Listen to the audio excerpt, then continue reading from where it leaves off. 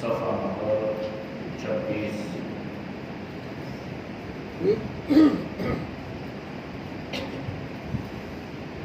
اعوذ باللہ من الشیطان الرجیم،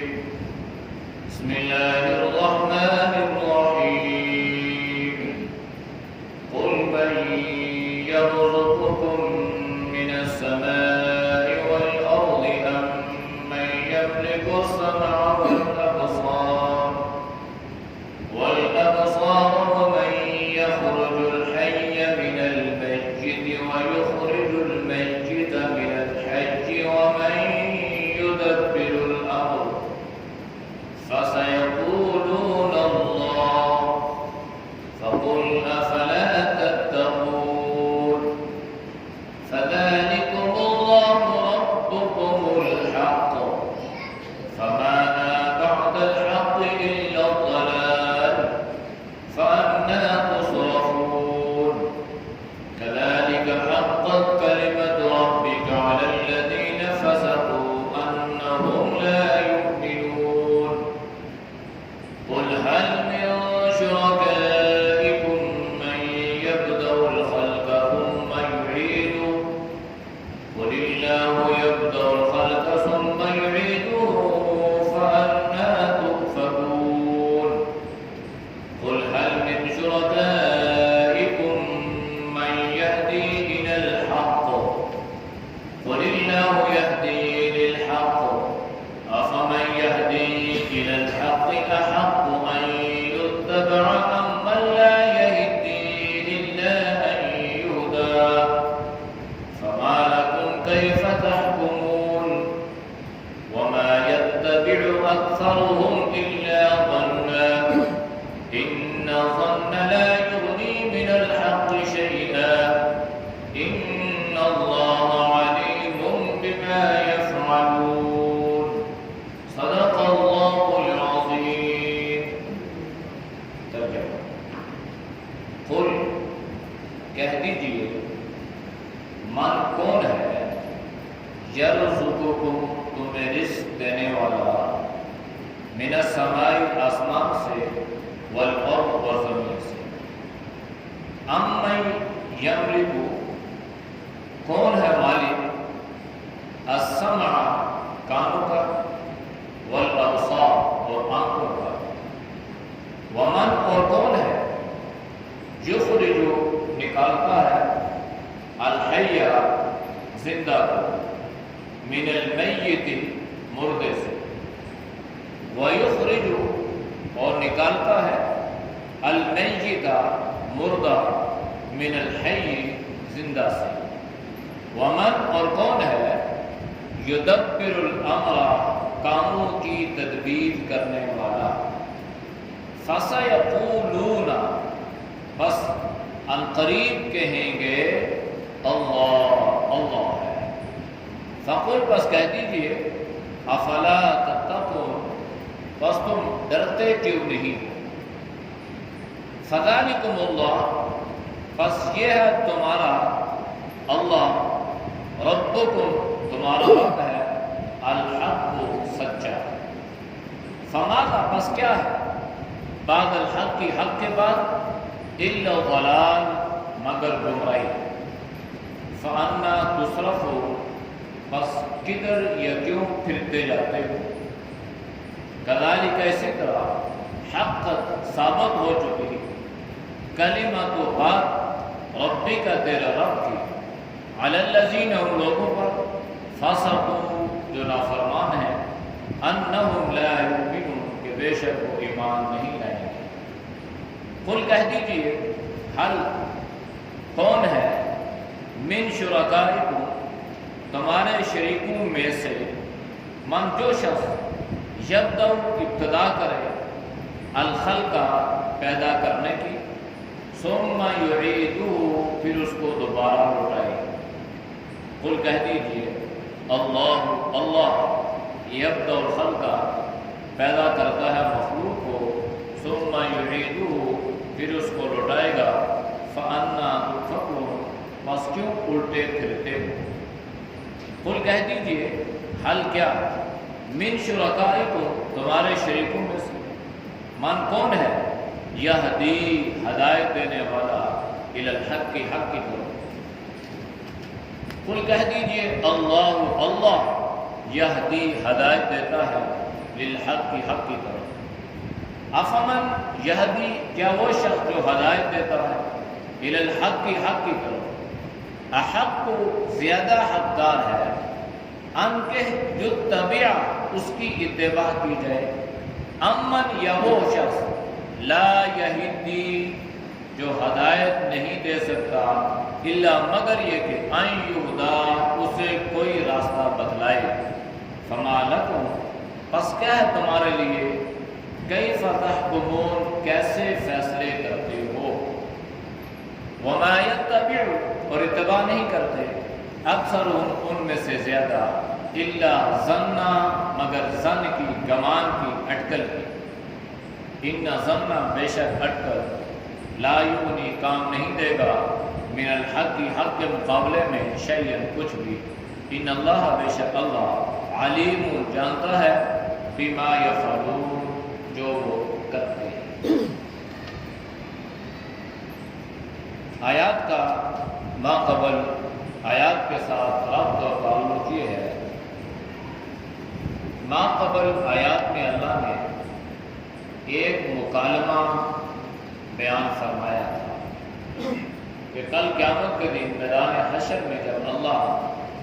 ساری کائنات کو، ساری مخلوقات کو جمع فرمائے گا تو اللہ بالخصوص ان لوگوں سے پوچھے گا جن کی عبادت یا پرستش دنیا میں کی جاتی تھی۔ ان سے اللہ سوال کرے گا، کیا ان لوگوں کو آپ نے اپنی بندگی پہ لگایا تھا؟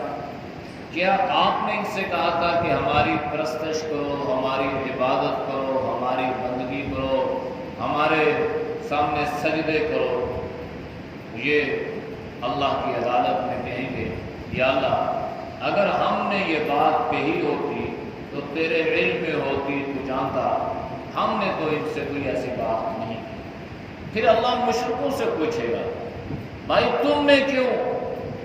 ان کو سجدے کیے اور اللہ کی ذات کو چھوڑ کے تم ان کے غیر کو اللہ کا شریک ٹھہراتے رہے، تو کیوں؟ اب اس وقت یہ اپنے کیے سے انکار کرنے کی کوشش کریں گے اور کہیں گے کہ ہمیں تو اس چیز کا احساس یا ادراک نہیں تھا، اور جن کی عبادت کی جاتی تھی، جن کی پرستش ہوتی رہی دنیا میں، وہ کہیں گے کہ اللہ ہمیں تو ان کی عبادت کے بارے میں کوئی علم نہیں ہے، ہم ان کی عبادت سے قطعی طور پہ لا تعلقی کا اعتراف کرتے ہیں۔ تو اس سے معلوم یہ ہوا کہ یہ مکالمہ جو اللہ نے قرآن میں ذکر فرمایا ہے، یہ اس لیے کہ کہیں ایسا نہ ہو کہ انسان دانستہ یا غیر دانستہ طور پہ وہ کہیں اللہ کو چھوڑ کے غیر کی بندگی میں نہ آتے۔ کبھی ایسا بھی ہوا کہ انسان غیر دانستہ طور پہ لا علمی کی وجہ سے، جہالت کی وجہ سے وہ شرک میں ملوث ہو گیا، اور کبھی جان کے۔ دوبارہ دونوں طریقے، دانستہ طور پہ ہو یا غیر دانستہ طور پہ، شرک جو ہے یہ ناقابل معافی ہے۔ آج کی آیات میں اللہ نے کچھ سوالات کیے ہیں اور اللہ نے اس کا جواب بھی خود ہی دیا ہے۔ پہلا سوال یہ ہے، قل اللہ کے نبی آپ ان سے کہیں، آپ ان سے پوچھیں، یعنی ان مشرکوں سے دنیا میں آپ سوال کر لیں، ان سے پوچھ لیں، من کون ہے یرزقکم من السماء والارض، زمین اور آسمان میں سے تمہیں رزق دینے والا کون ہے؟ تو باوجود مشرک ہونے کے انہیں اس بات کا یقین تھا کہ اللہ ہی ہمیں رزق دیتا ہے۔ تو جب اللہ تمہیں رزق دیتا ہے تو پھر تم اللہ کی بندگی کیوں نہیں کرتے؟ دوسری بات، امن یملک السمع والابصار، آپ ان سے یہ پوچھیں کہ تمہارے کانوں کا مالک اور تمہارے آنکھوں کا مالک اور مختار کون ہے؟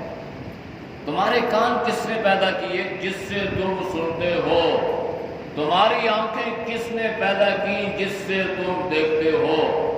کیا کائنات میں کوئی اور ہے جو یہ دعویٰ کر سکے کہ کان ہم پیدا کرنے والے ہیں یا آنکھیں ہم بنانے والے ہیں؟ اس لیے اللہ نے فرمایا اَمَّن يَمْلِكُ السَّمْعَ وَالْأَبْصَارَ، تو آنکھوں کا اور کانوں کا اور سارے جسم کا پیدا کرنے والا انسان ہے۔ لیکن اللہ نے بالخصوص یہاں پہ دو چیزوں کا ذکر فرمایا، کانوں کا اور آنکھوں کا۔ اور سائنسدان اس بات پہ حیران ہے کہ آنکھوں کے اندر اللہ نے کیسا نظام رکھا ہے، کیسے اللہ نے اس میں قوت بصارت رکھی ہے، اور کانوں کے پردوں میں اللہ نے کیسے قوت سنوائی رکھی ہے۔ یہ کوئی انسان اگر صرف اللہ کی اسی قدرت کو لے اور اس میں انسان تحقیق کرے تو انسان کے لیے ہدایت کے راستے کھل سکتے ہیں اور ہدایت پر چلنا اس کے لیے آسان ہو سکتا ہے۔ وہ کون سی ذات ہے جس نے انسان کو آنکھیں عطا فرمائی؟ بہت بڑی دنیا کی نعمت ہے آنکھیں، بہت بڑی نعمت ہے۔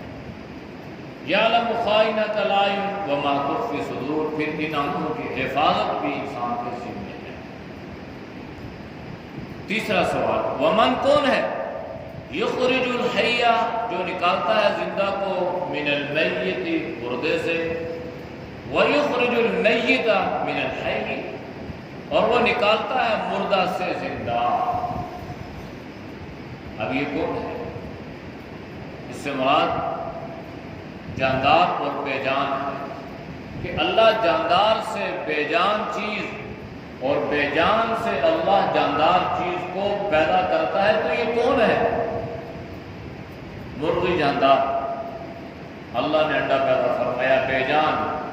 انڈا بے جان ہے، اور اس سے اللہ نے جاندار مرغی کو پیدا فرمایا۔ تو اکثر یہ سوال ہوتا ہے کہ اللہ نے پہلے مرغی پیدا کی یا انڈا پیدا کیا؟ یاد رکھیے گا، اللہ نے پہلے مرغی پیدا کی،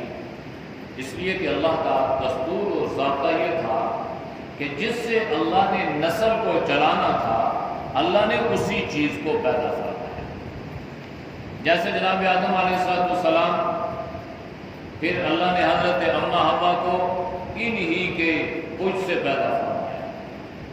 تو اس لیے اللہ کی قدرت دیکھیں، اللہ کی طاقت دیکھیں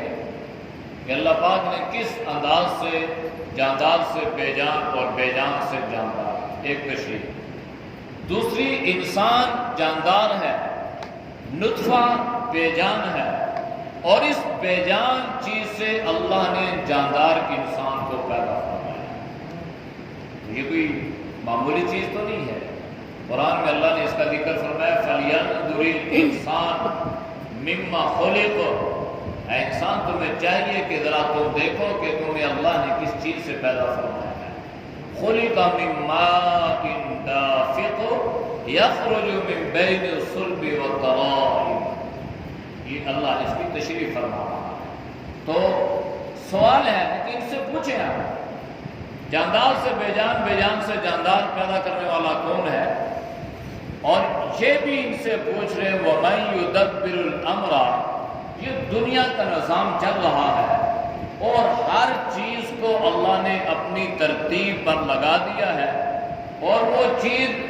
اپنی اپنی ذمہ داری کو اس مدار میں رہ کر پورا کر رہی ہے۔ یہ تدبیر کرنے والا کون ہے؟ سورج کا نظام، چاند کا نظام، فلکیات کا نظام، بارش کا نظام، زمین کے چکر کا نظام، فرمایا کہ یہ سارے کام ہیں، اور ان سے یہ پوچھ لیں بھائی کون ہے جو ان سارے کاموں کی تدبیر کرتا ہے؟ ظاہر بات ہے دنیا کا معمولی سا معمولی کام بھی بغیر سوچے سمجھے ہو نہیں سکتا، اس کے لیے سوچ فکر تدبیر کرنا پڑتی ہے۔ تو اللہ نے ان سے پوچھا، آپ ان سے پوچھیں یہ سارے کاموں کی تدبیر کرنے والا کون ہے؟ تو اللہ نے جواب دیا، فَسَيَقُولُونَ، یہ لوگ کہیں گے اللہ، یعنی یہ مشرک، ایمان والا تو کہتا ہی کہتا ہے، ایمان والا تو اللہ کو یقین رکھتا ہے کہ سارے کام اللہ کی مرضی اور اللہ کے منشا سے ہو رہے ہیں، اور کائنات میں ایک پتہ بھی اللہ کی مرضی کے بغیر ہل نہیں سکتا۔ لہذا ان مشرکوں سے سوال ہوا کہ آپ ان سے پوچھیں جو غیر اللہ کی عبادت کرتے ہیں باوجود اس کے کہ غیر اللہ کی عبادت کرتے ہیں، لہذا ان کا بھی اس بات کا یقین ہے کہ روزی دینے والا بھی اللہ، جاندار سے بے جان پیدا کرنے والا بھی اللہ، کاموں کی تدبیر کرنے والا بھی اللہ، قوت سماعت قوت بصارت عطا کرنے والا بھی اللہ ہے۔ لہذا فقل افلا تتقون، پھر آپ ان سے پوچھیں بھائی اب کون سی حجت تمہارے پاس باقی رہ گئی ہے، اب تم اللہ سے ڈرتے کیوں نہیں، یعنی اب تقوی اختیار کیوں نہیں کرتے ہو، اب تم اللہ کی عبادت اور بندگی کیوں نہیں کرتے ہو، اور پکے توحیدی بن کر اللہ کی بندگی اور عبادت کرنا اب تمہارا حق بن چکا ہے، اس لیے کہ تم خود یہ کہتے ہو کہ سارے معاملات کی تدبیر اللہ کرتا ہے۔ فذالکم اللہ ربکم، بس یہ تمہارا اللہ جو ہے نا، ربکم یہ تمہارا رب ہے، اور اللہ نے فرمایا الحق، رب تمہارا کیا ہے، سچا ہے۔ تم نے دنیا میں مختلف چیزوں کو ارباب بنا لیا، ان کو رب تسلیم کر لیا، ارباب متفرقون خیر ام اللہ الواحد القہار، یہ متفرق ارباب جو ہیں یہ بہتر ہے یا ایک اللہ بہتر ہے جو اکیلا بھی ہے اور القہار طاقت والا بھی ہے، زور پاور بھی ہے۔ اللہ نے فرمایا کہ یہ تمہارا رب جو ہے نا یہ سچا رب ہے، لہذا فماذا بعد الحق الا الضلال، یہ حق ثابت ہو چکا ہے، اب اگر تم اس حق کو چھوڑ کر کسی اور کے پیچھے لگو گے تو الا الضلال، وہ کیا ہے، گمراہی۔ اب حق کے بعد کوئی اور چیز بچی نہیں ہے، اگر کوئی چیز بچ گئی ہے تو وہ صرف گمراہی ہے۔ فَأَنَّا تُصْرَفُونَ، کہاں پھرتے ہو، کدھر جا رہے ہو، کیوں پھرتے ہو، یعنی جب اللہ نے تمہیں بتلا دیا اور تمہیں یہ بات سمجھا دی اور تم خود اپنی زبانوں سے اس بات کا اقرار کر چکے ہو کہ یہ سارے کام کرنے والا اللہ ہے، تو پھر کیا اللہ تمہاری مشکلیں حل کرے گا نہیں، کیا اللہ تمہاری حاجتیں نہیں پوری کرے گا، کیا اللہ سے تم مانگو اللہ تمہیں عطا نہیں کرے گا؟ فرمایا جس اللہ نے بن مانگے تمہیں یہ دنیا کی ساری نعمتیں عطا فرما دیں، اگر اس اللہ پر ایمان رکھو گے اور اس اللہ سے مانگو گے تو اللہ تمہاری حاجات کو بھی پورا فرمانے والا ہے۔ کذالک، اسی طرح، حقت کلمۃ ربک، ثابت ہو چکی بات تیرے رب کی، علی الذین فسقوا، ان لوگوں پر جو حد سے بڑھنے والے ہیں، انہم لا یؤمنون، کہ بے شک وہ ایمان نہیں لانے والے۔ یہ اصل میں اللہ نے آپ صلی اللہ علیہ وسلم کو تسلی دی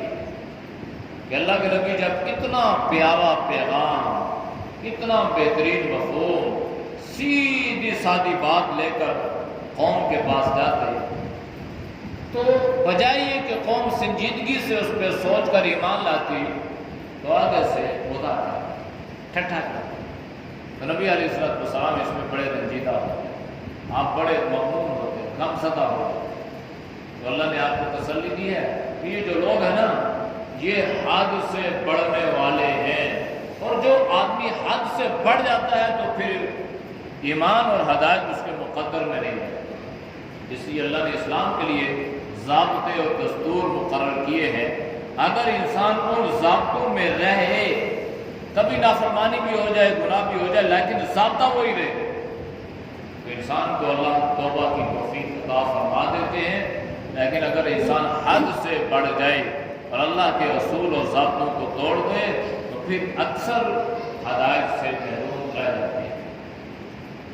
قل، آپ ان سے یہ بھی کہہ دیں، حل من شرکاء،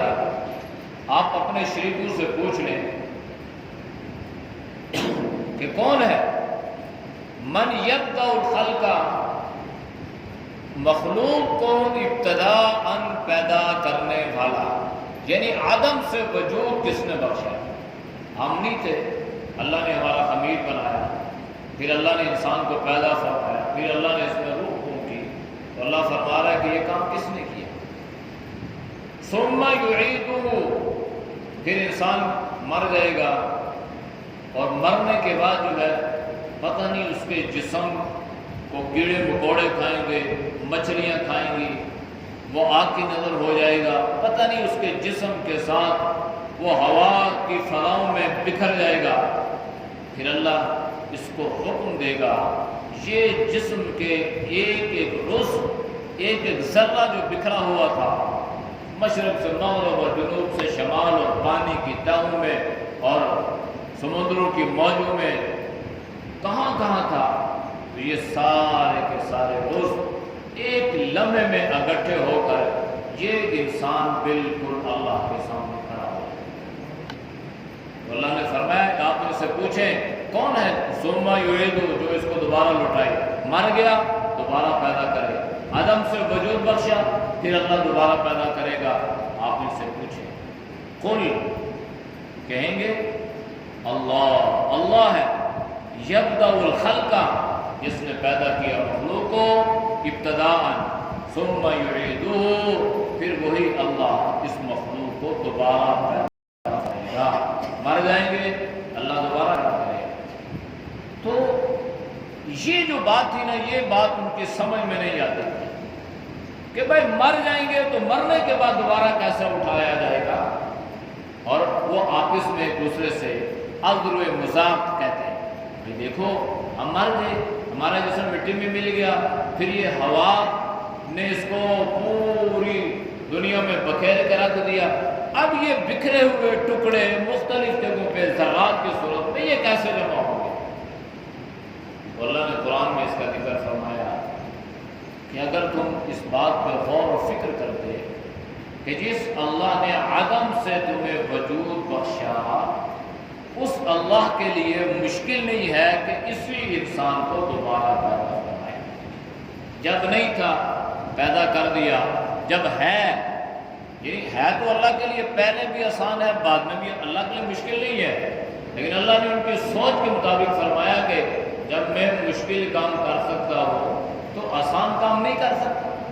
یعنی جب اللہ ہمیں آدم سے وجود عطا کرتا ہے، اب یہ وجود ہمارا خاک میں مل جائے تو کیا اللہ کے لیے یہ کوئی مشکل ہے؟ اللہ نے فرمایا کہ اگر مشکل کام میرے لیے آسان ہے تو جو آسان ہے وہ تو سو آسان ہی ہے، وہ کون سا ایسا ہے اس میں کوئی مشکل بات ہے؟ اس لیے اللہ نے فرمایا فَأَنَّا تُؤْفَكُونَ، یہ ساری باتیں تمہیں سمجھ میں آنی چاہیے، لہذا کیوں الٹے پھرتے، کیوں خواہ کی حجتوں میں پڑے ہو، میں نہ مانوں کی رٹ لگا کے تم اپنی آخرت اور عاقبت کو برباد کر رہے ہو؟ قل، آپ ان سے یہ بھی کہہ دیں، یہ بھی پوچھیں، هل من شرکائکم، کہ کیا ہے تمہارے شریکوں میں سے کون ہے، من یہدی الی الحق، کیا تمہارے شریکوں میں سے کوئی ہے جو تمہیں راستہ بتلا سکے، یعنی جن کی تم پوجتے ہو، عبادت کرتے ہو، پرستش کرتے ہو، اگر تم راستہ کھو جاؤ، گمراہی کی دلدل میں پھنس جاؤ، کیا ان سے جا کے پوچھ سکتے ہو کہ ہمارے لیے ہدایت کا راستہ کون سا ہے، یا ہم راستہ گم ہو چکے ہیں، ہمیں راہ راست پہ لگا دو؟ فرمایا قل، آپ ان سے کہہ دیں اللہ یہدی للحق، اللہ ہی ہے راستہ بتلانے والا حق، اللہ نے راستہ قرآن و سنت کی صورت میں ہمیں بتلا دیا ہے، یہ حق کا راستہ ہے، یہ سچ کا راستہ ہے، اس کے علاوہ جتنے بھی راستے ہیں وہ سارے گمراہی کے راستے ہیں، اور آپ صلی اللہ علیہ وسلم نے اس کی بہترین تعبیر فرمائی، بتلایا، تو اس لیے قرآن و سنت سے جو چیز ثابت ہے وہ حق اور سچ ہے، قرآن و سنت سے جو چیز ثابت نہیں ہے وہ دیکھنے میں کتنی مزین، خوبصورت، دلکش، دل فریب کیوں نہ ہو، یاد رکھیں وہ حق اور سچ نہیں۔ افمن یہدی الی الحق، کیا وہ شخص یہدی جو راستہ بتلائے الی الحق، حق کی طرف، یعنی وہ ذات جو تمہیں تمہارے حق کی طرف رہنمائی کرتی ہے، راستہ بتلاتی ہے، حق، وہ زیادہ حقدار ہے اس بات کی ان یتبع، کہ اس کی اتباع کیجیے۔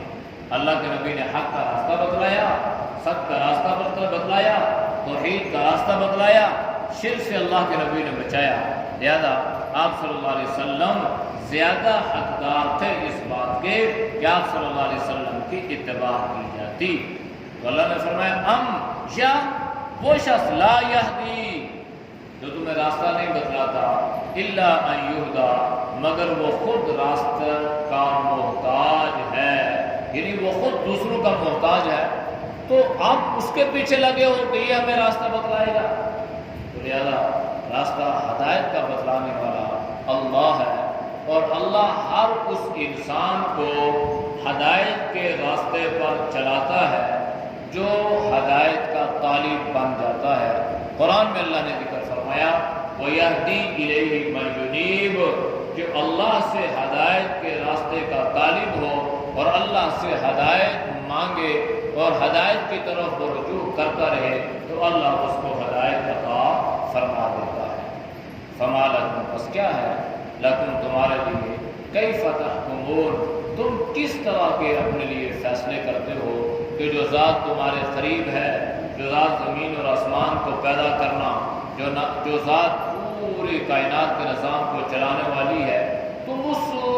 کی عبادت اور بندگی کو چھوڑ کے غیر اللہ کی عبادت اور پرستش میں لگے ہو، یہ تو کوئی انصاف کی بات نہیں ہے۔ کیف تحکمون، کیسے فیصلے کرتے ہو؟ تو کم از کم انصاف والی تو بات تو کرو کہ جس کی کوئی نہ کوئی کم از کم مطابقت تو ہو، کوئی ایسی بات کرو، ایسی باتیں کرتے ہو، غیر اللہ کی پرستش کرتے ہو، بتوں کی عبادت کرتے ہو، بتوں کو اپنے ہاتھوں سے صاف کرتے ہو، وہ بیچارے اگر ان کے اوپر مٹی پڑ جائے، ڈسٹ پڑ جائے تو اپنے آپ کو اس سے بچا نہیں سکتے، مکھی مچھر بیٹھ جائے تو اس سے اپنے آپ کو بچا نہیں سکتے، لہذا یہ کوئی انصاف کی بات ہے کہ تم اس کی عبادت اور بندگی کرتے ہو؟ اس لیے اللہ نے فرمایا کیف تحکمون، کیسے فیصلے کرتے ہو؟ وما یتبع اکثرهم الا ظنا، اور اتباع نہیں کرتے ان میں سے زیادہ جو لوگ ہیں الا ظنا، مگر اٹکل کی، تخمینے۔ اس سے مراد یہ ہے کہ بس انسان کو جس راستے پہ لگا دیا وہ لکیر کا فقیر بن گیا اور اس راستے پہ چل پڑا، اس نے سوچا ہی نہیں ہے کہ ہمارے لیے اس راستے پر چلنا درست ہے یا نہیں ہے، ہمارے لیے یہ راستہ جنت کا راستہ ہے یا جہنم کا راستہ ہے، ہم توحید و سنت کے احکامات پہ عمل کر رہے ہیں یا خدا نخواستہ ہم شرک و بدعت کے راستے کو اپنائے ہوئے ہیں۔ اس لیے اللہ نے فرمایا اکثر لوگ کیا کرتے ہیں، صرف اٹکل تخمینے اندازے پہ چلتے ہیں، اور یاد رکھو ان الظن لا یغنی من الحق شیئا، یہ جتنے بھی تخمینے ہیں، اٹکلیں اندازے ہیں، یہ حق کے مقابلے میں کچھ بھی کام نہیں آئیں گے، ذرا بھی ان کی کوئی حیثیت نہیں ہے، اصل حیثیت جو ہے وہ حق کی ہے، لہذا حق کی اتباع کی جائے۔ ان اللہ علیم بما یفعلون، باقی جو کچھ کرتے ہو، اچھائی کرتے ہو تو بھی اللہ جانتا ہے، برائی کرتے ہو تو بھی اللہ جانتا ہے، اچھائی کا اجر اللہ عطا فرمائے گا، برائی کی سزا بھی اللہ کے اختیار میں ہے، چاہے تو عطا کرے چاہے تو معاف فرمائے۔ اعوذ باللہ من الشیطان الرجیم، بسم اللہ الرحمن الرحیم، قل من يرزقكم من السماء والأرض أَمَّن يَمْلِكُ السَّمْعَ وَالْأَبْصَارَ وَمَن يُخْرِجُ الْحَيَّ مِنَ الْمَيِّتِ وَيُخْرِجُ الْمَيِّتَ مِنَ الْحَيِّ وَمَن يُدَبِّرُ الْأَمْرَ فَسَيَقُولُونَ اللَّهُ فَقُلْ أَفَلَا تَتَّقُونَ فَذَلِكُمُ اللَّهُ رَبُّكُمُ الْحَقُّ فَمَاذَا بَعْدَ الْحَقِّ إِلَّا الضَّلَالُ فَأَنَّى تُصْرَفُونَ كَذَلِكَ حَقَّتْ كَلِمَةُ رَبِّكَ عَلَى الَّذِينَ فَسَقُوا أَنَّهُمْ لَا يُؤْمِنُونَ قُلْ هَلْ مِنْ شُرَكَائِكُمْ مَنْ يَبْدَأُ الْخَلْقَ ثُمَّ يُعِيدُهُ قُلِ اللَّهُ يَبْدَأُ الْخَلْقَ ثُمَّ يُعِيدُهُ فَأَنَّى تُؤْفَكُونَ قُلْ هَلْ مِنْ شُرَكَائِكُمْ مَنْ يَهْدِي إِلَى الْحَقِّ قُلِ اللَّهُ يَهْدِي لِلْحَقِّ أفمن يهدي إلى الحق أحق أن يتبع أمن لا يهدي إلا أن يهدى فما لكم كيف تحكمون وما يتبع أكثرهم إلا ظنا إن الظن لا يغني من الحق شيئا إن الله عليم بما يفعلون. الحمد لله رب العالمين والعاقبة للمتقين والصلاة والسلام على نبينا الكريم. یا اللہ ہم سب کے سیدھے گناہوں کو معاف فرما، گناہوں سے حفاظت فرما. اے اللہ ہدایت کے فیصلے فرما، ہدایت پر چلنا اللہ ہم سب کے لیے آسان فرما. ذلت ضلالت سے، گمراہیوں سے اے اللہ تو ہم سب کی حفاظت فرما، پوری امت کی حفاظت فرما. اے اللہ تو ہم سب کو توحید و سنت والا راستہ عطا فرما، شرک و بدعت سے، رسومات و خرافات سے اے اللہ پوری امت کی حفاظت فرما. یا اللہ جتنے دوست و بزرگ تیری رضا کے لیے سنتے ہیں اللہ ان کے سننے کو قبول فرما. یا اللہ تو سب کی جان میں، مال میں، ایمان میں، صحت میں برکت عطا فرما. ہر پریشانی مصیبت سے اللہ تم سب کی حفاظت فرما. صلی اللہ تعالی